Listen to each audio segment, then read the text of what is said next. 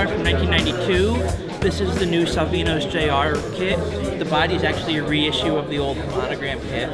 The decals in the kit represented his last race from 92, but I chose to build a different one because in 92 they ran white tires, white tire lettering, except for the last race of the year when they debuted the yellow. And I wanted to do it more representative of the 92 season rather than the last race. And this is all masked and painted. This is not decal. They include the neon in decal form. I tried that on a different build that I didn't care for it, so I masked and painted it. It's actually one of the most complicated masking jobs I've ever done. And I actually turned it pink because I didn't know what I was doing, but I fixed it. I discovered the blue over the neon red will turn pink, which was quite a surprise to me. Your encyclopedic knowledge of NASCAR history just always blows me away. Oh, thank you. Just knowing the tire color on the Goodyear billboards. I'm a rabid fanatic. I spend most of my time reading about NASCAR, chasing pictures of obscure cars, writing about it, nice. Collecting as much as I possibly can. And then replicating it and putting it on the shelf for history. Exactly. Great.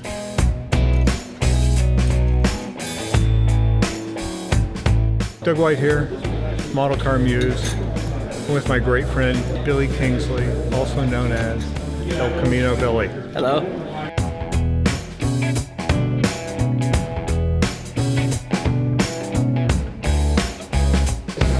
This is Dale Earnhardt Jr.'s car from the 2007 Coca-Cola 600. A lot of teams ran a military theme, and Dale Jr. is my all-time favorite driver, so I wanted to build this car. It's a military color that took about 2 months to dry, and then I clear-coated it and polished it. And I just learned how to polish last year, and this is one of the first ones I did. It's almost full wrap. The light tan was paint, everything else was decal. All of the dark brown, the black, that's all decal. This one is Steve Grissom's car from 1996. I have always loved that paint scheme. It ran the full season, and it's also got the same neon as that one. And these are old Slicks decals, and I've been wanting to build that car for years, and I finally did. And I'm a cartoon fan. I still watch cartoons. I never stopped, and even though I don't really watch Flintstones, I had to build the Cartoon Network car.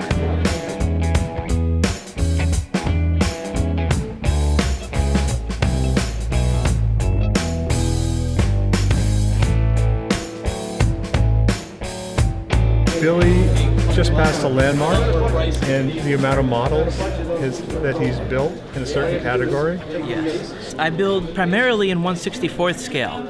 I discovered NASCAR Christmas '92 with a big box of Racing Champions cars in 1/64 scale. There was only 7 at the time. And I've been building them in scale, in 1/64 scale since 2005, building my own, and I just hit 300 completed earlier this month. For some reason, everything's just going perfect this year, and I've actually completed 96 of them in 2021 alone. About 1/3 of my entire building career was this year. And I have so many more to do, and it's just so much fun for me. I focus on unsponsored cars, full season cars that never got made, and obscure cars that not many people know about. My original goal was to have every car that ever ran a cup race in 1/64 scale.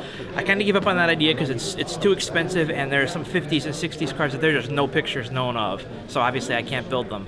But I'm just building as many as I possibly can. And I build the plastic ones, that's more of a side hobby for me.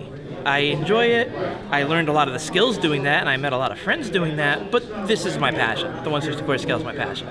So you started out with an existing body, often had to modify it. Oh, yes. I mean, not so much for the newer cars, but certainly for the cars from the 50s. Yes. I know you've had to do a lot of cutting and just reworking. And then there's sort of that great mountain to climb of what are you going to do for decals? What are the graphics?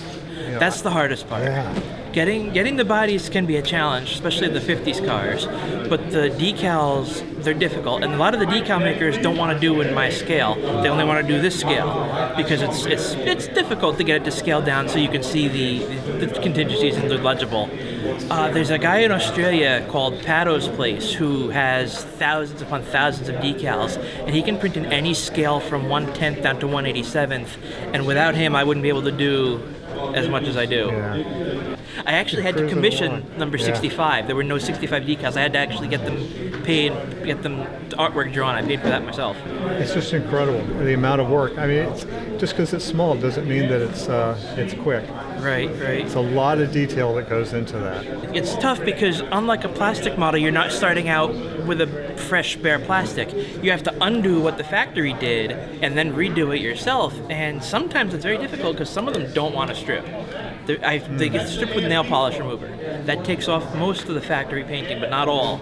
And you have to get them smooth, so they have to, after they're stripped, I have to prime them with Tamiya. I use Tamiya red primer, the red oxide, then the Tamiya white primer, then the paint, and the clear if needed. So it's actually quite a bit of challenge. Then they're decaled, and then they're cleared again to keep the decals secure because the decals do come off if you handle them. This one is Ken Bouchard's 1989 car. It was started to be a full season car, but he got fired midway, but it's not something I do very often. It's full neon. I'm still learning to paint neon. This is the best I've ever done.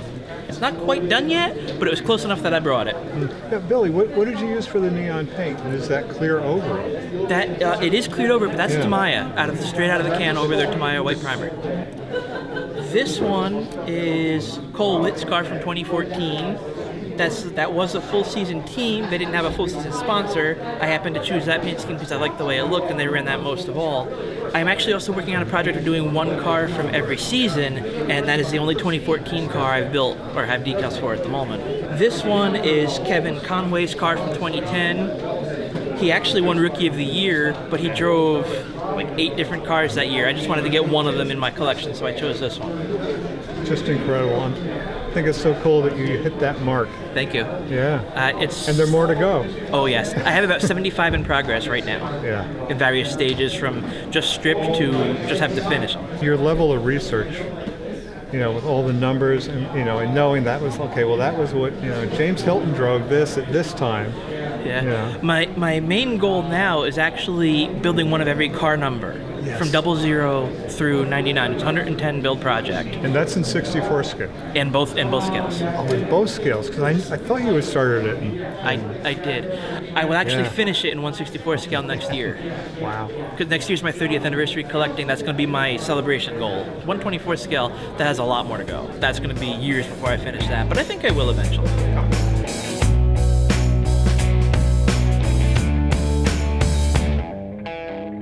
So I've seen you do replica stock.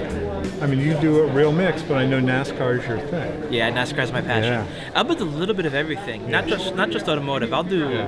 Since I joined the HVHMG, I will build anything. Right. Now you won an award for what class was that? That was like 3 years ago. That was in the real space class, actually. Okay. I made a model of the International Space Station as seen from Earth, which is a white thumbtack on a piece of black felt and some stars drawn on with a silver Sharpie. Right. And I happened to be the only one who entered that class, so I ended up winning first place. That was so cool. And it's a great piece. Thank you. I like it because it's intriguing. You look at it, you go, wow, what's this? And then you figure it out, and it puts a smile on everyone's face. It's my one of my favorite models I've ever built because it's so much fun. That and your Pinto wagon, I always like that. That was one of my favorites because it was like, wow, what a cool thing. Thank you. That gets a lot of comments when I display it. So your nickname, El Camino Billy. Yes. That came from social media?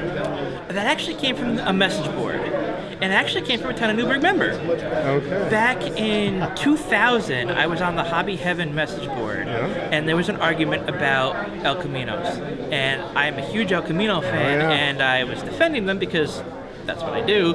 And my love of them ended up getting my name being called El Camino Billy by Tom Sheehy, a former town of Newburgh Model Car Club member who's moved away, and it stuck. And now when people see me, that's how they refer to me. That's right. More people know me by that than my actual full name. And I'm okay with that. That's my handle on internet. Everybody knows me like that. So in the future, is there ever a series of you're going to do like every year El Camino in 24 scale? I'm working on it. I have them in the stash. Nice. I haven't built most imagine. of them. Yeah. Some of them are actually quite rare. The 1960 and the 64 have only ever been issued once, back when they were brand new. and finding them is quite challenging, but I do have them in my collection. All right. I'm just trying to build my skills up so I can actually do it right the first time, and I think I'm there now. Yeah. I just haven't actually gotten around to them because I've been so focused on NASCAR. Well, yeah, but you're hitting the marks on this, so it won't be long.